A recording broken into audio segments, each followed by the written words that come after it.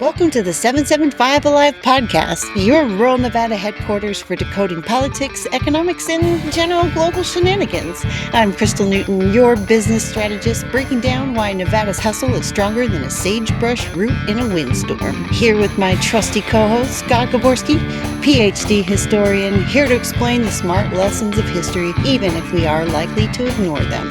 Grab your boots for a wild ride through today's most important news. Hey everyone, welcome back to 775 Alive. Crystal and I have been on the road quite a bit here over the last few weeks with some interviews, which will be dropping soon. But we did want to sort of get together and talk about what the big news has been this week, which is, of course, President Trump's latest State of the Union address. What do you think of it, Crystal?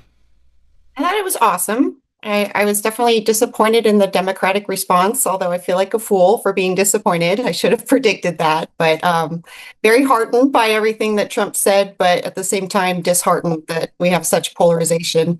I don't know if you noticed all the sitting by the Democrats, and they have good reasons to sit, and in terms of they don't want to vilify illegal immigrants. I understand that, but the list of things they didn't stand for, the Olympic gold medal winners, getting the World Cup, medal to a World War II veteran, the Coast Guard rescue guy. That was a cool story. Delilah, that cute little kid that recovered from getting hit by 401ks up. $6 billion in Trump accounts from the Michael Dell and his wife. These are all things you'd think that Democrats would applaud for, and doesn't quite fall under that category. But that's kind of my summary in a nutshell. How did it hit you?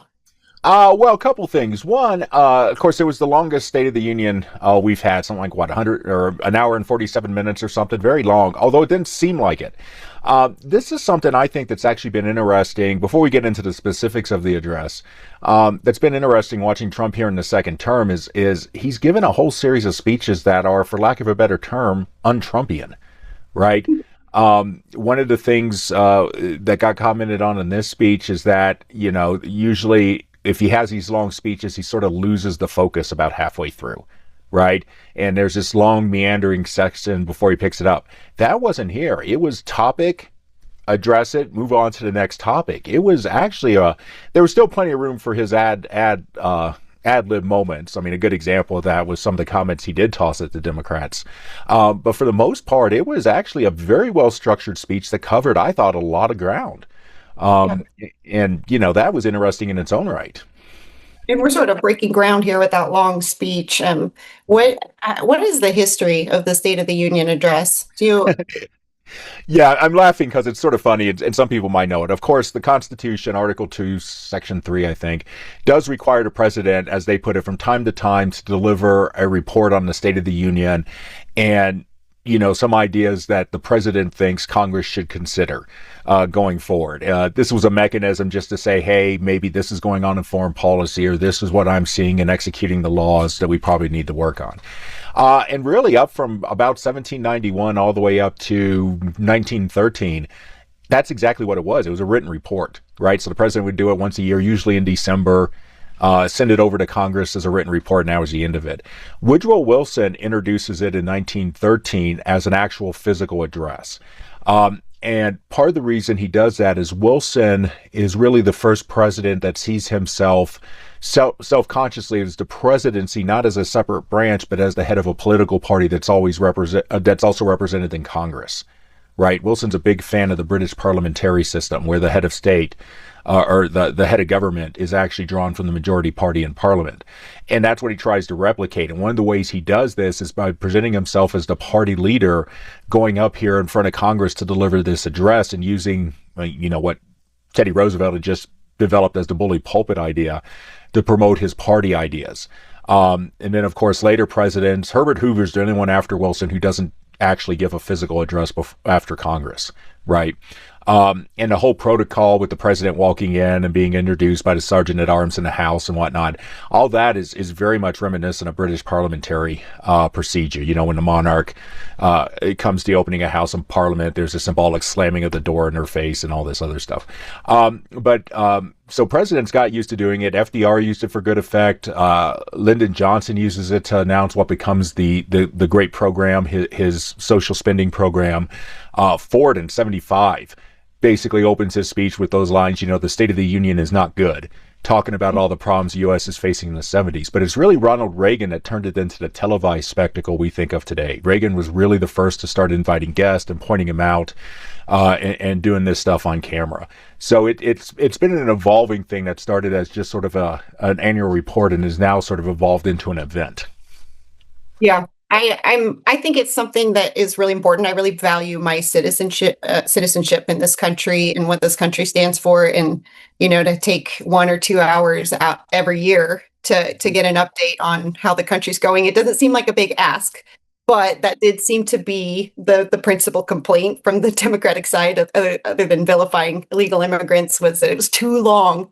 Right. And again, puzzled that, how could this be too long? And especially with your laundry list of complaints about the country, it would seem there's a lot to address. And so it would be a long address, Yeah. And of course, the Democrats are for lack of a better term, particularly like Bill Clinton was no slouch in this as well. He gave some very long, in fact, Clinton had the second longest inaugural address. The only inaugural address that was longer than Clinton in 96 was the William Henry Harrison, who famously catches pneumonia during it and dies 31 days later, becoming so, speaker be warned. But I thought it was interesting. Can we, and I know we want to get to the substance, but there is something interesting about that with a lot of the Democrat response. I think part of it was structured that they didn't end up with the speech they were prepared to speak about, right? That they thought this was going to be, it was a long speech, but it wasn't rambling. And that, again, it was very well structured. And I think that actually caught the Democrats a bit off guard. Listen to Spanberger and some of the others. Of course, Virginia Governor Spanberger gives the Democratic response from the former chambers there in Williamsburg, Virginia. But she talks about all this stuff, that there was a lack of definition. And I'm sort of like, this was actually one of Trump's more detailed speeches where he gave some numbers, right? And talks about it. You've already given some of those. And then, of course, the next day, Nancy Pelosi, it was a lazy speech. It's like, huh? Right? What are you talking about there? I did want to ask you what you thought about it. So earlier this year, we saw Texas Democrats in the Texas legislature, Democrats leave instead of doing their job. Mm-hmm. And now it's the State of the Union address. Half of them didn't show up. So what is your feeling on this new Democratic strategy of just not participating? Well, so a couple things on that. I personally find the two events totally separate, right? The Texas exit from the legislature was really set up as a means to forestall the people's business being conducted. That's problematic, right? The State of the Union is getting delivered whether, whatever, the 60-some members of the Democratic House are there or not. It doesn't matter. I have to say, I do want to give a good shout out to Cortez Masto, our senator from Nevada, who said she understood why they weren't there, but, saw her attendance as being part of her job. So kudos for her. Of course, she's up for election in 2028. So she's walking a very narrow line here in a state that's probably majority Republican or will be by 2028. But still, I don't really think it's that big of a deal. We've had protests before. Of course, we also had the designated survivor. You familiar with that concept? I forget. It was somebody from California, wasn't it? Well, actually, there's a whole series, and this is sort of something I'd forgotten about. But ever since like the guy's from California, and he's going to be the sole survivor and take over the country. I'm like, no.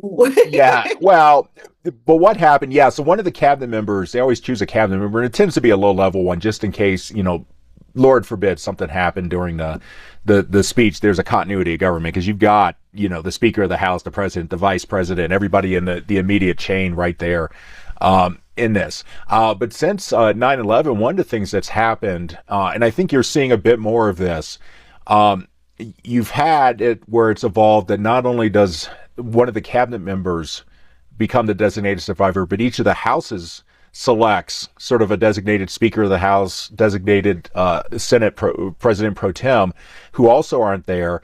And at various years, we've had as many as like 5 or 10 members of each house voluntarily not be there in case something happens where they can form sort of a rump Congress. If worse comes to worse. So, not everybody that wasn't there simply as a man of protest. I think it looks bad for the Democrats. I think there's going to be a lot of negative ads that the National Republicans are going to be running here over this. And I think in some ways the Democrats might have got hurt pretty bad by some of their actions. But, in the grand scheme of things, I think it's relatively minor. Yeah, I mean, I just, I like to look at the logic of it, and the party's always about democracy, which requires participation. Well, it requires participation. I don't know if it requires listening or acting as a sort of piece of scenery for a program speech. I mean, this is how a lot of the Democrats have taken it, right? And of course, some of those who didn't take it, Ilhan Omar, Toledo Rashid, they actually broadcast a much more negative aspect, right? Mark Kelly's a more interesting example because he had a very real reason for being there. But, some of his actions have been brought up under scrutiny. But I think in the overall scheme of things, I mean, the State of the Union is political theater. So reactions to it are political theater. Sure. Right. So, well, let's take another look at it. Let's continue that because you found that thing from the Daily Wire, right? Yeah. Where they're doing the interview. You want to set that up? So, that goes along that same vein of the narrative that the Democrats are following. I mean, like you were saying with Abigail Spanberger, her Democratic response did not fit it. So it kind of makes you think that, they're making up their minds before they even hear what Trump has to say. And in that same vein, we had, what was her name? Brecca Stoll from the Daily Wire. She went on George Washington University campus and asked students what they thought of the State of the Union address the day before the State of the Union.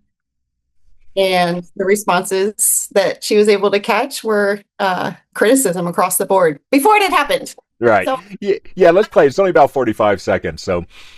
College kids are telling us Trump's State of the Union didn't go so well. The only problem? It's tomorrow. Rate Trump's State of the Union speech 1 out of 10. 1's the worst, 10's the best. Negatives. And why? I think we all know a lot of reasons. Yeah. What about the State of the Union last night? 1 to 10. It was like a 1 or 2. I mean, it was all over the place. Probably just give it a 0. Gonna give it a 1. And why do you say 1? I don't think he's very articulate. How did Trump do at the State of the Union? 0. I'll be real, I didn't watch it. I didn't really watch it much. I watched it for a little bit, but turned off. The State of the Union last night. How was that 1 to 10? I didn't know it was last night. I thought it was tomorrow. No, you're good. You passed the test. Good job. Yeah, and I think, listening to this, it's absolutely funny until we get to the last person who realized, wait a minute, it hasn't happened yet. You have all these people just sort of delivering these sort of rote criticisms of Trump's speech, right? In some cases, claiming stuff that, it was rambling, he didn't really say anything, which, of course, shows up in the actual post-speech analysis. Yeah, I think it gets into sort of a problem. And again, as political theater, the opposition party and Republicans are no less subject to this than the Democrats, right? So when Democratic President Biden gives a speech, some of the Republican responses tend to be absolutely abysmal because they don't, they're not actually reacting to the responses. They're sort of guessing what's trying to go on and then, respond. But I think this time it might actually backfire. I think there's a bit of a jarring distinction between the two. Yeah. And the big question, of course, is, the Republicans, we really think the big takeaway from the State of the Union was that we have all these great clips of showing Democrats sitting and not participating and not putting America first. And this is going to be so great for the midterms. And my first political instinct was this will be forgotten in 2 weeks. This will not have any lifespan in the midterms. Is that kind of what you felt or thought? I think it's going to depend. I think we will see it in the midterms, but I don't think it's going to, I mean, this isn't, we got some of this commentary already. Well, they just shot the blue wave in the foot. No, that's not going to happen. Because I think the midterms still are going to be heavily determined by where the country is economically. Yeah. Right. Yeah. Yeah. So we've got a long way to go. But I think one of the things that Trump did rather successfully, if we set aside the theatrical stuff here at the moment, was actually outline some very, not only positive developments as he saw them, right? Some of them are absolutely stunning. The drop in murder rates, right? That's happened here over the last year. There's some controversy over the extent of the investment, the controversy over the gas prices, well, we don't see in my state gas prices under $2. Well, that really wasn't what he said, but, it's hard to, it's hard to argue the gas prices aren't cheaper now.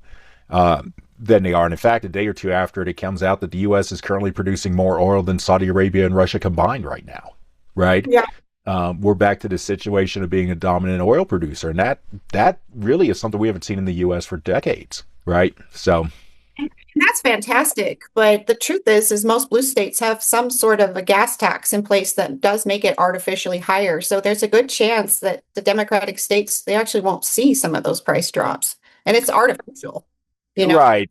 And gas prices are always always complex. Of course, we have a lot of problems here because if you're in Reno or Vegas, your gas is coming out of California, so you're subject to that. Up here in Elko, Humboldt's supply chain comes out of California as well, if I remember, up in your neck of the woods. Elko's actually comes out of Salt Lake, so we're separate, but we're at the end of that Salt Lake line, right? So we have weird gas prices anyway, because they might have bought the gas three weeks ago that's still in the tank, so there's a lag whenever something happens. But I think a lot of the stuff, and again, this was where I thought the mismatch was weird, is that for once Trump actually threw out some numbers. He threw out his malapropisms, the bestest, the greatest, that type of stuff. But he actually threw out some numbers that is sort of surprising that the Democrats didn't pick up on there. Go ahead.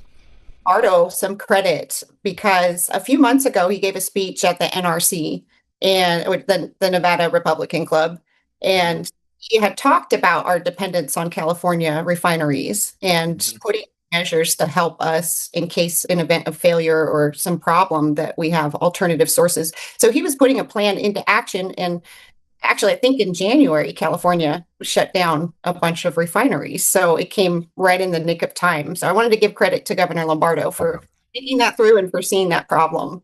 Right. Well, and it wasn't California shut down the refineries. The refineries are shutting down because they find California's regulatory environment too difficult to work with and too expensive.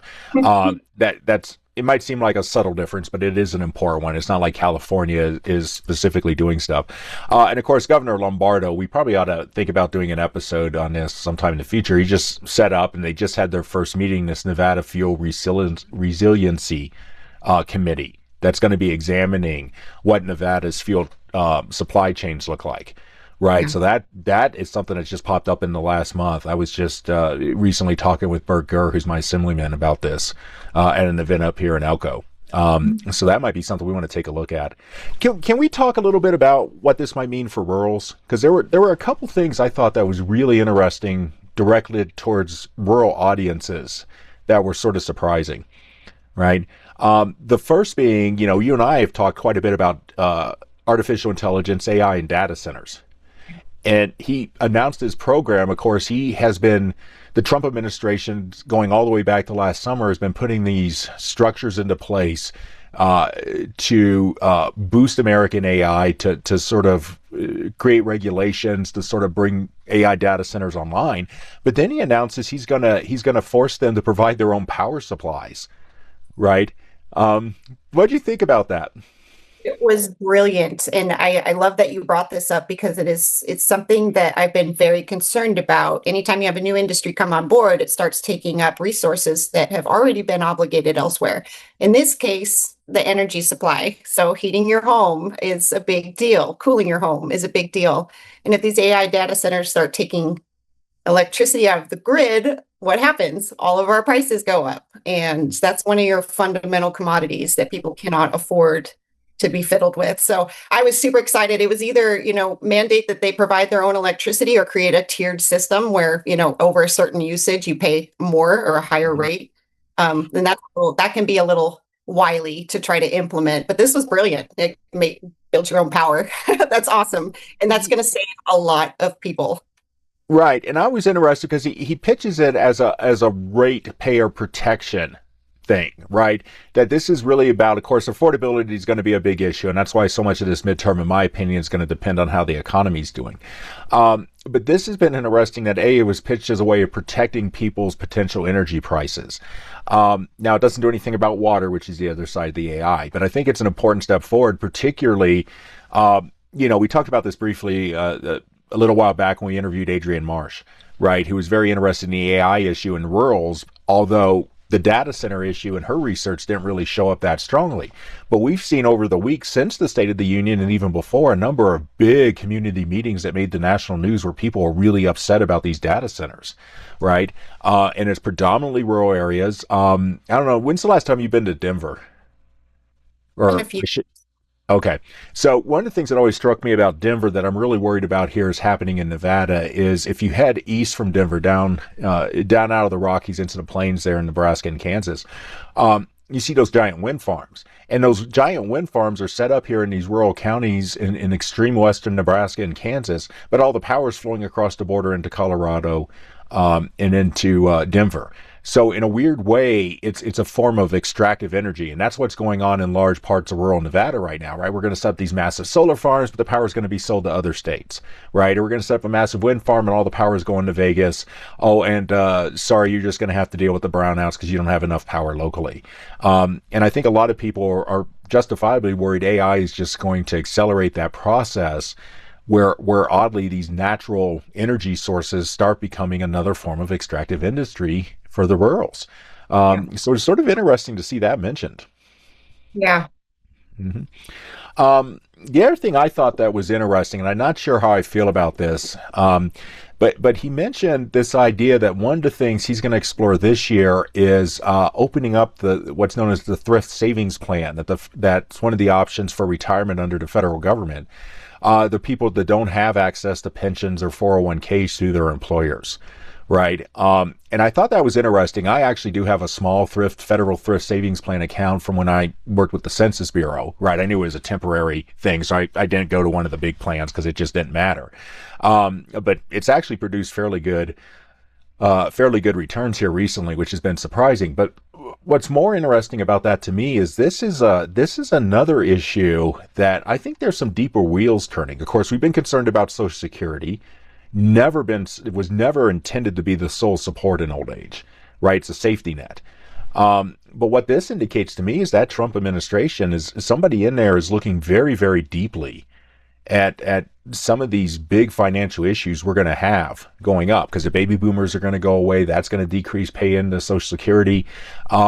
This thrift savings plan, I got thinking, man, that has some real possibilities. Now, it's not fleshed out yet. Right. But it is sort of a different take here, I think, on how you fund these public services. Yeah. Trump has an interesting strategy I've seen play out in a few different arenas now. And to me, the retirement accounts and the kid accounts. Oh, yeah. The Trump accounts. Yeah. If you think about it, in some ways, that is putting money into the stock market for a long-term amount of time. And that actually can help stabilize the stock market in a lot of ways. Because right now, well, I'd say the last 20 years, we've had a lot of bot trading and high volume, rapid trading that can really make people lose an entire lifetime's worth of savings overnight. And it can get very volatile. So I almost see these programs, aside from their obvious benefits, as a way to stabilize the stock market. But also, I've seen him do this with the Middle East. So Palestine has always been very volatile, and we can't seem to figure out how to stabilize that region. So what he did was go and get a bunch of Middle Eastern countries to invest in the rebuilding. That insurance partners have an interest in keeping and maintaining peace for their investments. So you can kind of see there's like a couple layers. Like you were saying, there's some deeper wheels turning, but they're very stabilizing measures in my view. Well, and I wasn't really thinking about going into the deep finances because, like I said, I haven't done it. But two things on this, because you did talk a bit about Trump accounts, which is something I don't want to say I'm skeptical, right? Because I was a generation, when I'm born, my parents went out and bought bonds and that type of stuff because that was heavily pushed at the time. But one of the things that always struck me is, this was in the aftermath of the 2008 financial crisis. So 2012, 2013, somewhere, a French economist by the name of Thomas Piketty puts out this book called Capital. But one of his ideas is really this idea that what societies ought to do is set aside some of that capital that their society generates. The government should set it aside for each citizen, right, that becomes available to them as an adult, which is not much different than what the Trump administration is sort of talking about at the core of these savings accounts. But on the thrift savings plan, I'd go one step further, because one of the things I think we've seen, and you're the business person, so you might have better insight into this, but one of the things that's been creaking around the outside is other countries sort of dropping treasury bonds, right? For whatever reason, and a lot of it, in my mind, is political. I don't think they're not going to dump enough where they're going to hurt themselves economically. This is just sort of a typical protest that we've seen.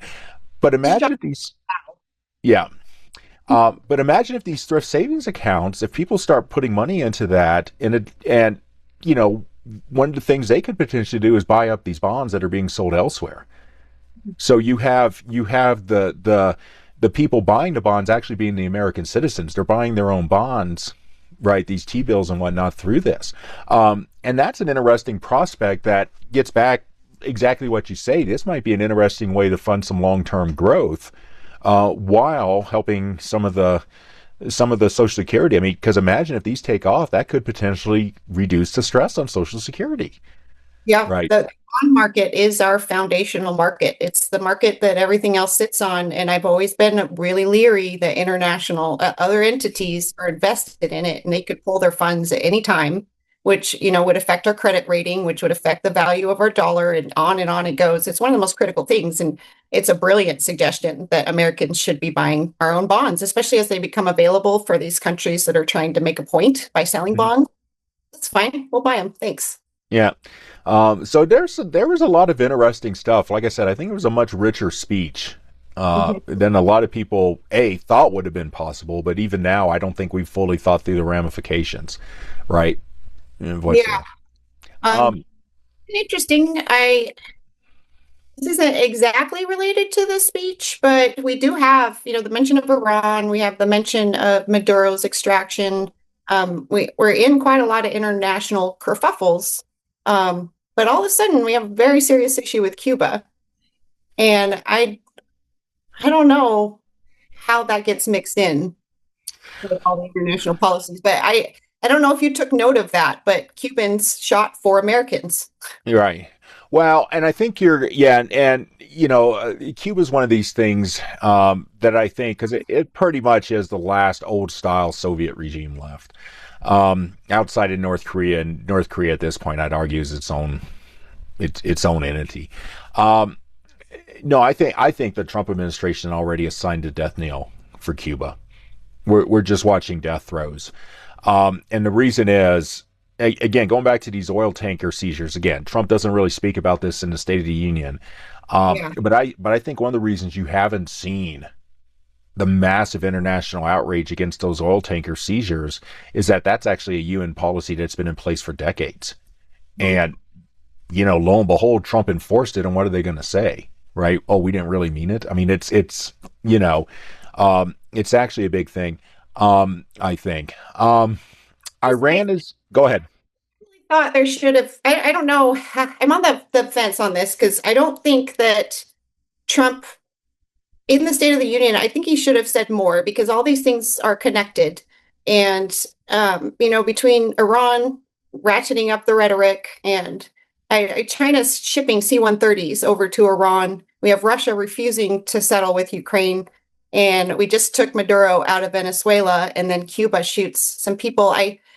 It feels like we're going to war. Much there that, I don't know. What do you think? Well, I actually think there was actually a lot of sort of some interesting international stuff. Of course, Maduro's extraction, you had the helicopter pilot that was given the Congressional Medal of Honor, right? That stunning scene of him there in a walker from the injuries sustained. You had the uncle who had been freed, an opponent of Maduro's had been freed from Venezuela that they flew in. I actually think probably the most heartwarming part of the night, and honestly, the one part I think there's no question the Democrats stood up and supported, and I mentioned Mark Kelly in passing from Arizona, but I know he played a role, I think, in the Senate getting this passed, was that 100-year-old veteran, Captain Royce Williams, getting the Congressional Medal of Honor. I think that's actually a little bit more important for anybody that's deeply into this. And the reason is, you mentioned him as a World War II veteran, which he was, but what he wins that Congressional Medal of Honor for is actions that happened in 1952 during the Korean War. And I was looking at it afterwards because it's fascinating. That aerial combat he was engaged in, what was still apparently remains the longest single aerial combat ever fought by U.S. naval aviation in history, right? Nobody knew about it. And nobody knew about it because who they were actually fighting was Soviet fighters out of Vladivostok. They weren't fighting North Korean or Chinese fighters. They were fighting Soviet fighters. And it was covered up because the Soviet Union technically was not a combatant in the Korean War, and the Eisenhower administration didn't want this blowing up into a general war when it comes out that American and Soviet fighters have gone at each other, right? Yeah. So it's covered up for decades and has only been released since the end of the Cold War. I think that actually says a lot about Trump's thinking here. And I think that was a very clear message where Trump's saying, look, we're not looking for all out war, right? That's not what we're going to do. But we're going to recognize the fact that, just like you're saying, you're not operating against the U.S. The Soviet Union said they weren't operating in Korea, and here's this combat veteran that we're going to recognize for it. I think that was actually a rather subtle hint to the political leadership in China and Russia and Iran that the Trump administration is taking some of these foreign relations issues much more seriously, and are willing to use military force if that's what's required, right? I don't think it's a general war, and I think part of that messaging was we're not gonna, we're not looking for war, but you tussle with us, we're gonna tussle back, and it's not gonna go well for you. Yeah. The other interesting thing about Iran, you're right, Iran didn't get a lot of speeches, a lot of part of the speech, right? Some stuff about the ongoing nuclear weapons. But earlier that day, there was an intelligence briefing for Chuck Schumer and Mark Warner, sort of the Democratic leaders there in the Senate. And the video footage of them walking out of that briefing, they're like ashen-faced. And both of them said almost the same thing. Trump's going to have to explain this to the American people. That raised some eyebrows because what it looks like is they walked into what they thought was a briefing and really discovered something serious is going on, right? And really serious, not in the sense that they think Trump's doing anything insane. I think they realize there's a real problem he's trying to address. Now, what that is, nothing was said in the speech, and a lot of people thought it was going to be part of the speech. But then again, we've had in the day or so after the speech, we had talks with Iran. So whatever's going on is big, right? Yeah. And I think the Democrats recognize very prominently that this isn't Trump sort of flying off the handle. So, Yeah. So politically, what does that mean? If we go to war before the elections, what do you think that would mean for the midterm elections? Oh, it'd be chaos. Americans have tended to support presidents in war, not to change horses in the middle of the stream, but that's not a definite, right? Certainly that happened with Vietnam, right, where we go from the Johnson administration, Democratic administration, to Nixon. Again, I don't think it's war. I think there is something that is very seriously my suspicion is one of two things. Either one, there is some sort of coup brewing in Iran, and those American military forces are there basically to be there in case this coup happens and that government falls to contain it, right? So again, that's not the U.S. engaging in a war, right? But it will fundamentally alter the shape of the Middle Eastern politics. The other possibility is that there is some faction, and let me highlight that there's some faction in the Iranian government that's still pursuing nuclear weapons. Mm-hmm. And I think this is a direct threat to the Iranian government, the faction who's not pursuing it, say you need to stop this, or we're going to take out this program once and for all, which was the part of the State of the Union speech he did mention was the nuclear program, and they weren't going to allow it, which of course has been American policy for 25 years now. But well, and you would really have to tiptoe around it, because when we're talking about Iran, we're also talking about China. And I don't think China's going to go to war to save Iran's nuclear program. I don't think so either, but I certainly think they will support them in any way that they need support. But to get back to the State of the Union address, so I noticed a lot of the international stuff missing, but I think it was good because Trump really fashioned this speech to. It almost seems like the entire speech, yes, it was to update everybody on everything he's done, but also it was completely engineered to get the commercials they need for the midterms from the Democrats. And so if you look at it from that lens, you can see how the international stuff got kind of minimized and some more things got minimized that would be tougher subjects to talk about in the midterms. So I felt like I think I actually agree with what he did. I think if he had laid it out like a traditional CEO, the Democrats would have a lot more to pick on. But I think he fashioned it in a way to where he's like, anything you have to say about any of this is going to make you look bad. Well, I think there was part of that. So just to pick apart what you said, I mean, not negatively, but as you usually do, there's a lot there. So number one, I think everybody expected this to be a domestic focused. I mean, the truth is midterm elections tend to be much more domestically focused, and the Democrats have been very open about the affordability issue being a centerpiece of their argument. I mean, Aaron Ford, who's our attorney general, running for governor against Joe Lombardo here in Nevada, that's all he talks about is affordability on the campaign trail, right? Because they think that the Democrats think that's a selling point. A lot of people are worried about it. So it's not surprising me the Trump administration spent a lot of time, like the Republican leadership had asked them to do, to address these affordability issues, right? Yeah. That this stuff is getting better, that these are long-term processes. I was just explaining this. I just did an interview with KUNR's radio program, one of the radio programs here, just last week. And that was one of my points. And Dave Flippo, another one of our guests, has made it, and some others, that, look, any type of economic policy, it's 8 to 12 months before you really see the effect. And a lot of Trump's economic policies really weren't put into place to last May through last summer. So if they work, we'll know in the next couple months. So I think that's what this was. I do think one thing, he played it well. Trump's always tends to be sort of upbeat if he's not complaining, right? But this was a very upbeat speech, right? Even some of his jabs, I think, at the opposition were sort of more lighthearted that you can pass over, right? Weren't really mean-spirited, although some people are going to take it that way. But it really was, I thought, a very upbeat speech. Right, even more upbeat than last year's State of the Union.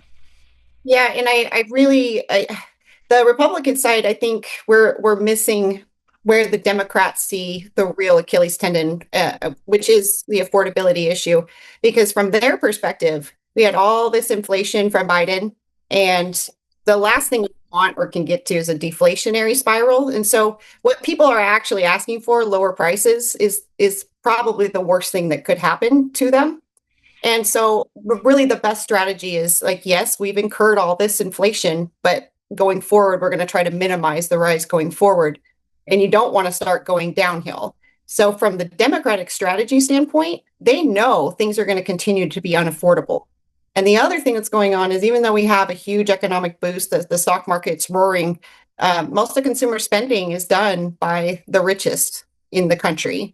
And so we have this divide that's starting to occur where the richest people are getting phenomenally rich, and then they have the rest, middle income or lower, is not seeing the effects, and they're not keeping up with inflation. Not Trump's fault, but the Democrats know that come midterms, they're going to be feeling it. Even if things improve, manufacturing starts, all of it goes, we're never going to get cheaper. So that is a viable way forward for Democrats, even though they can't deliver on anything, Well, I think I'm actually going to disagree a bit and put out there we probably need to have Garland Brinkley back. If you want to be bored of him and I discussing economics. Yeah, you're absolutely right. Deflation would be one of the worst things that would happen. We're not going back to 2016 prices on anything, right? That said, I think a lot of the increase in prices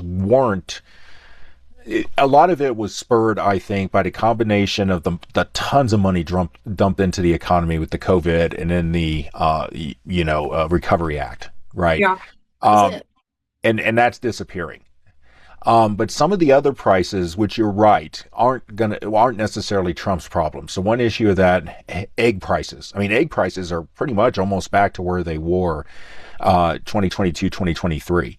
And so much of that was caused by the USDA's reaction to that Asian bird flu and slaughtering whole stocks. And then you had, places like Nevada where you had restrictions on what types of eggs you could use. And the only types of eggs they wanted sold in Nevada were exactly the ones that they're exterminating the flocks for, right? Because of the Asian bird flu. So we had that weird thing that got passed. First bill that gets passed, or second bill that gets passed out of the Nevada legislatures, suspending the cage-free egg thing. And beef prices, I think, are following that too. It's still very expensive, but so much of that was the diseases in the beef herds. Some of the other things I think are going to be rough, but I think what you're going to see is you're not going to see deflation. I think you are going to get prices. If eggs are, say, $2.50 a dozen, right? I just bought a dozen for $2.09 today. But let's say 250 cents a dozen. That might be 50 cents more expensive than it was 10 years ago. But one of the things we're seeing is we are seeing wages tip up. Mm-hmm. So somebody that's now making 75 cents more an hour and those eggs go down to $2.50 an hour. Yeah, it looks more expensive, but in reality, they're still 25 cents ahead. Right? So I think that's the type of dynamic I think we're caught into. And it really is just a racing game. Yeah, it's an ignorance game too. But Democrats know that most people are not that great at math and don't understand inflation. So all they have to say is the prices are terrible. And that's it for people, So I really do think it's an Achilles tendon for us Republicans to try to overcome. Well, I think it's a better approach than, because one of the things that gets me about this, and again, I don't want to go into economics, but, the Obama administration was faced with exactly the same problem after the 2008 financial crisis, right? And if you remember, Obama administration's response to that was this concept of the new normal, right? Basically just get used to higher prices. That's just how it is now, right? And part of the success of the first Trump administration, at least up to COVID, was showing that wasn't the case. And I think that's more of the big picture issue we're seeing now is that, are these problems we're facing, are they just normal part of the world, or are there definite decisions, right? Mm-hmm. A good example of this is one of the stories that got muted out of the State of the Union, but the fentanyl deaths dropping, right? I mean, we've been talking now for 5 or 6 years, fentanyl, it's the result of depression in rural America, and there's all these things, and we're not going to be able to really solve it. And Trump comes in and shuts down the borders, and the fentanyl overdoses are collapsing. They're disappearing, right? Lo and behold, you shut off the supply of drug. It tends to be a very effective way to keep people from overdosing on it. That's a big picture discussion, I think, that we're really stuck in, the Republicans and the Democrats, over, is it we just have to accept what's going on, or can we actively change it? And that's a debate that is probably going to play out over the midterm. Yeah. And Mexico is interesting because the fentanyl deaths, you're right, were mentioned, but I don't think Trump will ever get credit, or maybe not in the near term.